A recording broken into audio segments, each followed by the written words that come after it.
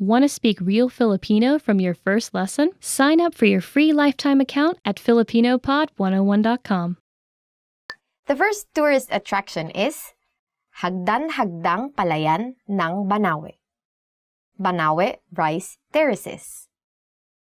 Ang Hagdan-Hagdang Palayan ng Banawe ay gawa ng mga taga-Ifugao.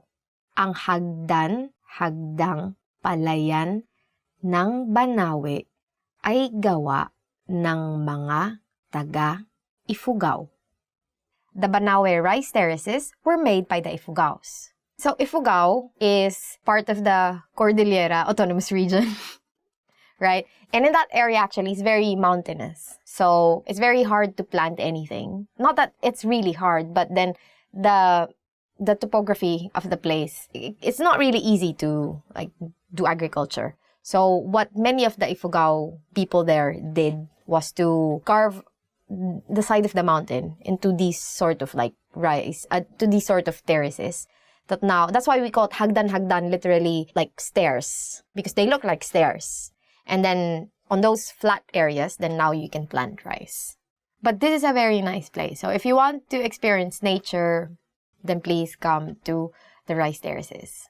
The next tourist destination is Boracay. Boracay. Boracay ang isa sa pinakasikat na beach sa Pilipinas. Boracay ang isa sa pinakasikat na beach sa Pilipinas. Boracay is one of the most popular beaches in the Philippines. Can be a bit crowded, but it still has one of the most beautiful fine sand beaches that I've seen, right? You can choose different places where you want to stay because there are so many tourists. And now actually because they wanted to clean up the beach, also clean up the water. So they're closing it for 6 months, and hopefully it's going to be better because it's a very good place, very, very popular place. So the next top destination is Palawan. Palawan. Paborito kong isla ang Palawan dahil sa dami ng pwedeng mapuntahan na pang turista. Paborito kong isla ang Palawan dahil sa dami ng pwedeng mapuntahan na pang turista. Palawan is my favorite island because of its numerous tourist destinations. So we went to Palawan, I think, in 2015. So we went there in 2015 with some friends. It was actually very easy to do island hopping. This popular places to go in Palawan is El Nido. The underground river is a very popular place to visit. Everything is protected in Palawan. It also boasts of lots of flora and fauna. And natural resources, Palawan is very, very rich. So the next place is Surigao del Norte. Surigao del Norte. Kung gusto mong mag-surfing, punta na sa Surigao del Norte. Kung gusto mong mag-surfing, punta na sa Surigao del Norte. If you want to go surfing, then go to Surigao del Norte. I actually haven't been to Surigao del Norte, but I've seen pictures, and it's a really good place for surfing. But Surigao del Norte is a bit on the south, but on the side of the Pacific Ocean. So the waves there are much stronger. So it's very good for surfing if you're into such sports. I would want to go there one day. So the next place is Cebu. Cebu. Ang Cebu ay kombinasyon ng kasaysayan, mga isla at lungsod. Ang Cebu ay kombinasyon ng mga isla at mga lungsod na may mahabang kasaysayan. Cebu is a combination of islands and cities with a rich history. If you want a calmer place but still want, say, the city, then you can go to Cebu. And just take say 3-hour drive to somewhere, you will end up in a very nice beach. So for instance, when we were there, we went to Bantayan Island, and it's really one of the most beautiful beaches I've ever seen. Because it's really quiet, no one is there, just long stretches of shoreline. The water is very blue, very calm, very, very nice. Candlelit dinner. Candlelit dinner. Candlelit dinner. So our first idea is candlelit dinner. Or in English, candlelit dinner. Uso pa ba ngayon ang date na candlelit dinner? Uso pa ba ngayon ang date na candlelit dinner? Is a candlelit dinner still a popular idea for a date? I don't know, is it?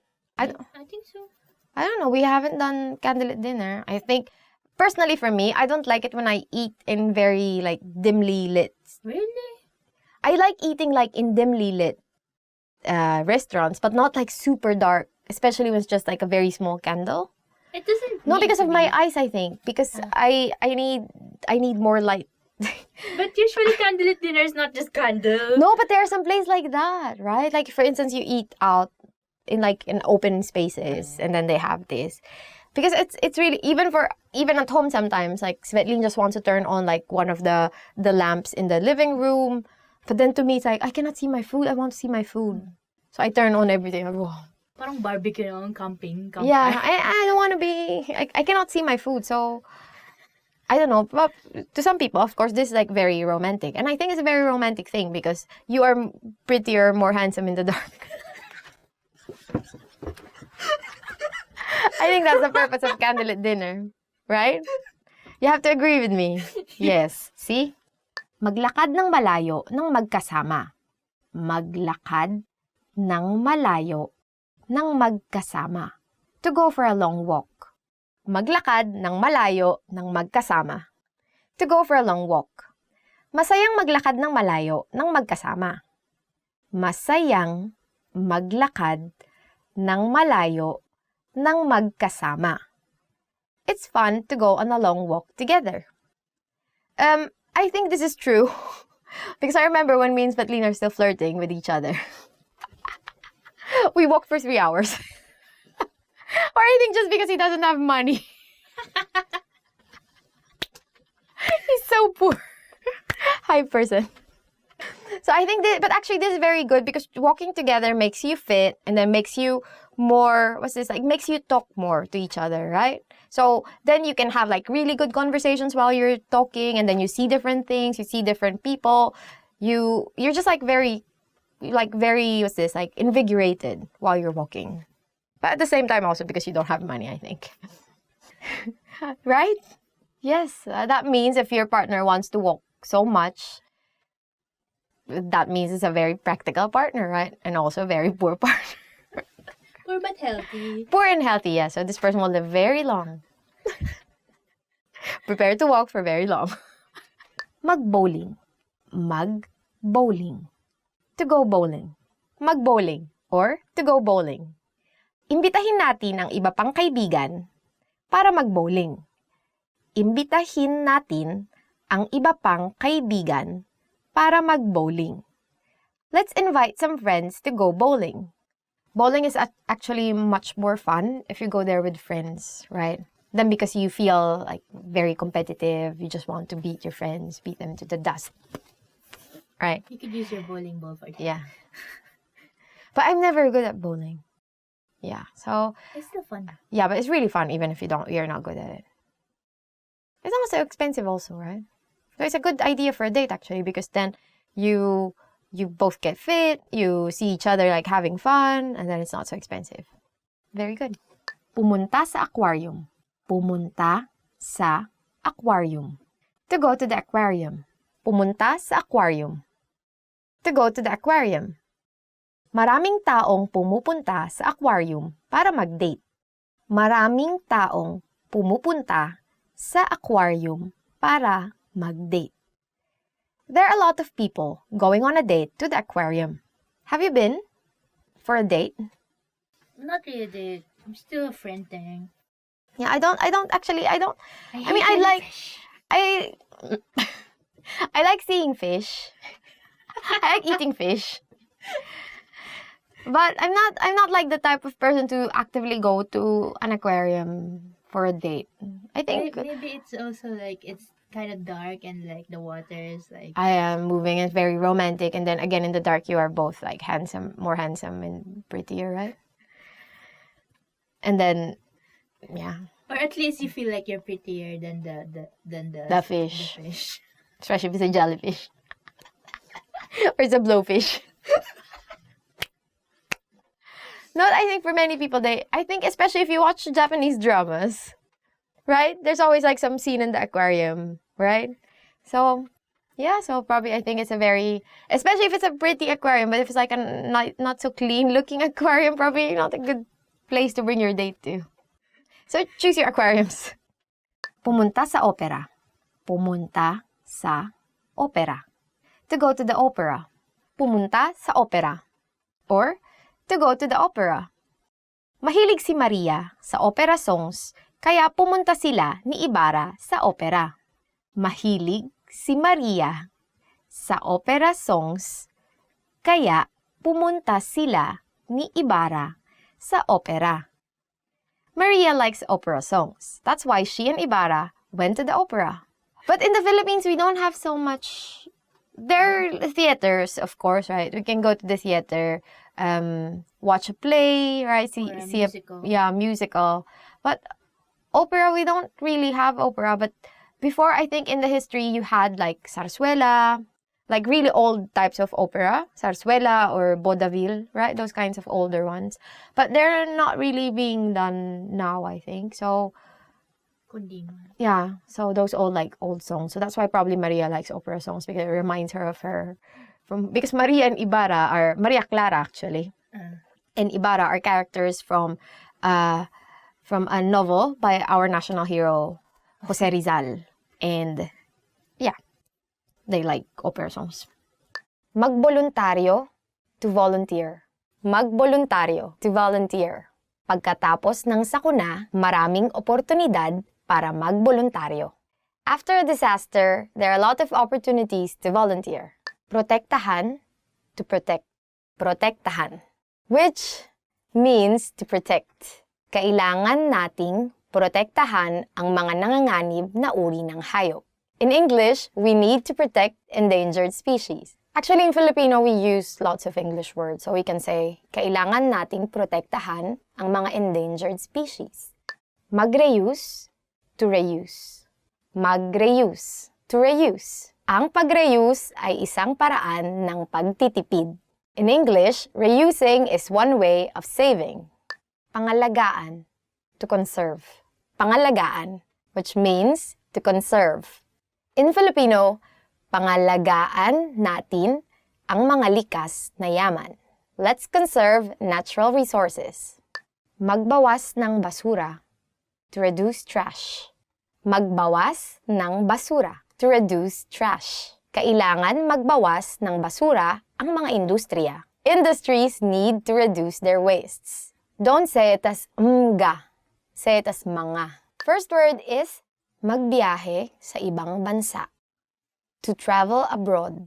The first word is magbiyahe sa ibang bansa, which means to travel abroad. Magbabiyahe ako sa ibang bansa pag may nakita akong murang plane ticket. I'll travel abroad when I find a cheap plane ticket. So my favorite place actually is El Nido. It's really, what do you call this? Like, it's very calm. The water is not cold, it's not warm, it's just perfect. So you will enjoy it. So start booking now. Magrelax sa beach. To relax at the beach. Next we have magrelax sa beach, which means to relax at the beach. Abril ang buwan na pinakamainam na mag-relax sa beach. April is the best month to relax on the beach. So actually for this month, it is now something like 30 to 40 degrees, and April and March are considered the hottest months in the country. Mag-aral ng Filipino gamit ang FilipinoPod101.com.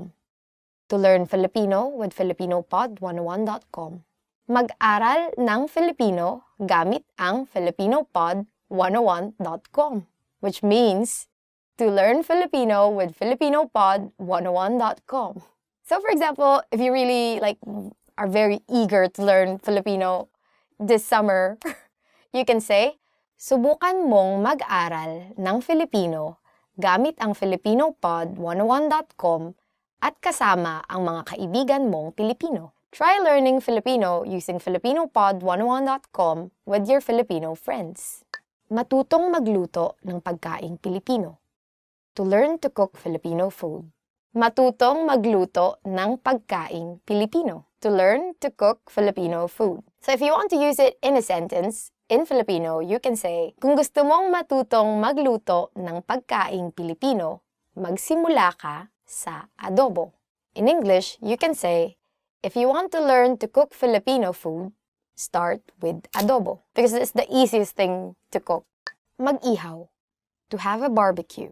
Next word is mag-ihaw, which means to have a barbecue. Pinakamainam ang mag-ihaw ng manok sa beach. It is best to have a chicken barbecue on the beach. You can actually barbecue other stuff, like from chicken, pork, to innards. We even have a coagulated blood. Sandcastle, which means sandcastle. Hindi ko na-enjoy ang paggawa ng sandcastle nung ako ay bata pa dahil parati na lang itong inaalon ng tubig.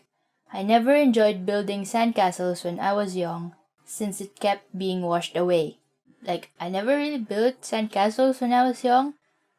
It's more of like, let's bury someone in the sand. Yeah. And make like mermaid figures of them. Yeah, you get what I mean. Okay, the next one is palamigan, meaning cooler. This is kind of a straightforward. Lamig means cold or cool. And like if you put the prefix pa and the suffix an, it's gonna be like the place where.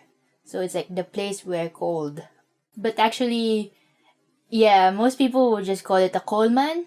Yeah, it's one of those brand names that became common names. For example, siguraduhin yung dalhin ang palamigan sa beach para masarap ang inumin. Make sure to bring the cooler on the beach so that our drinks would be thirst quenching. Cause like, everywhere it's hot, so we like our drinks cold. A cooler is a must-have. Okay, next is laki ng tubig or tide. Usually in the Philippines, we just call it either high tide or low tide. But anyway, you could use it in the sample sentence. Hindi ako marunong tumingin ng pagpalit ng laki ng tubig. I don't know how to observe the change of tides. Guess if it's like low, it's low tide, and if it's high, it's high tide. There's this expression, if you ask Filipinos, like, how many islands are there in the Philippines? They would ask you back, in high tide or low tide? Kulay balat, meaning tan. Bakit ang mga may kulay balat ay gustong magpaputi at ang mga maputi ay gustong magkakulay balat? Why is it that people with tan skin want to have pale skin and people with pale skin want to have tan skin? This is so true. Just be proud of your skin color. Next is snorkeling, meaning snorkeling. May magandang snorkeling spot sa Coron, Palawan. There is a nice snorkeling spot in Coron, Palawan. If you want to go to a beach in the Philippines, please go to Palawan because it's very beautiful. Cinelas or flip-flop.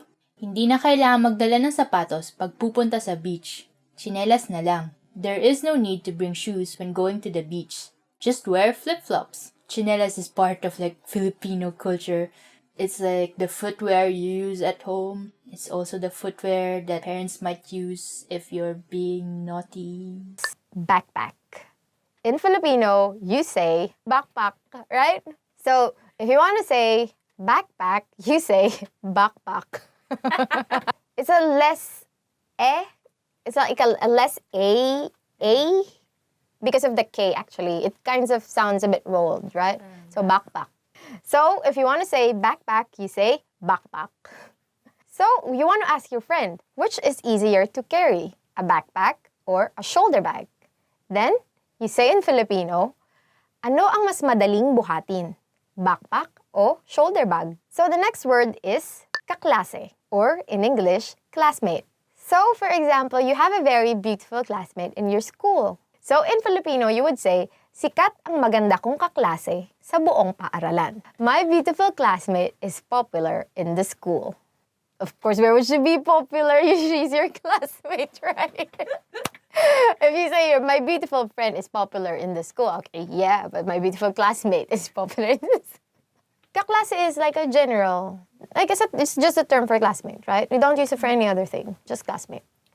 Okay, So the next word is takdang aralin or homework. In Filipino, you would say, nakikita ko ang halaga ng hindi pagkopya ng takdang aralin. I can see the value of not cheating on my homework. Good for you. Okay, next word is pagsusulit. This is very important, so remember this. It might come up in your exam. Nice. Because pagsusulit means exam. So for example, you want to be really sarcastic to someone who got a high grade in their exam. So you will tell them, ang mataas na grado sa pagsusulit ay hindi nangangahulugan na matalino ka. Or in English, a high grade in the examination doesn't mean you are intelligent. Hello, Supe. I have a friend. We're really friends. But in high school, he was the valedictorian. And I don't really study in high school. But he was the valedictorian. And then now we are always telling him, you only became valedictorian because you are good at memorization. And what's nice about him is that he admits it. That's why we're still friends. The next word is summer vacation. In English, it is summer break. Actually, it's also in English, summer vacation. But when we say summer break in Filipino, we don't use the term summer break, but we use summer vacation more, right? In Filipino, you would say, masaya ang summer vacation. Summer break is fun. Actually, in the Philippines, all year round it's summer. But it's not all year round, it's vacation, no. It's just summer. And usually we have summer vacation from end of March, beginning of April, in time with the Holy Week, right? And that's actually the period when we have the hottest temperature. Sometimes around 40, right? 38, 40. Yeah, so it can get really hot. But because we have lots of beaches, there's always some place where you can go. And it's pretty cheap everywhere you go. And so summer break is fun. Want to speed up your language learning? Take your very first lesson with us. You'll start speaking in minutes and master real conversations. Sign up for your free lifetime account. Just click the link in the description.